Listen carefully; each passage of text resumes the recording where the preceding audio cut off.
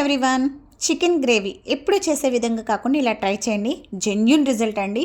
నేను కూడా first time try చేశాను, చాలా బాగుంది.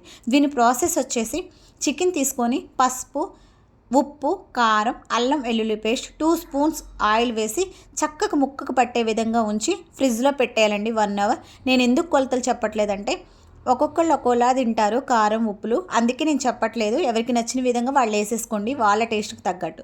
తర్వాత ఫ్రిడ్జ్లో పెట్టేసిన తర్వాత కళాయి తీసుకొని ఆయిల్ వేసుకొని ఆనియన్స్, పచ్చిమిర్చి, టమాటా, కొత్తిమీర, పుదీనా వేసుకొని కొంచెం గోల్డెన్ కలర్లోకి ఫ్రై అయిన తర్వాత మిక్సీ జార్లోకి తీసుకొని పేస్ట్లా గ్రైండ్ చేసుకోవాలి, వాటర్ వద్దండి. తర్వాత అదే కళాయిలోకి మనం ఫ్రిడ్జ్లో పెట్టిన చికెన్ని వేసేసి 70-80% కుక్ అయిన తర్వాత మనం పేస్ట్ చేసాం కదండి ఆనియన్స్, టమాటా, ఆ పేస్ట్ని వేసేసి చక్కగా ఆయిల్ పైకి వచ్చేటప్పుడు మసాలాను వేసుకుంటే ఎంతో టేస్టీ అయిన చికెన్ గ్రేవీ రెడీ. నచ్చితే లైక్, షేర్, సబ్స్క్రైబ్.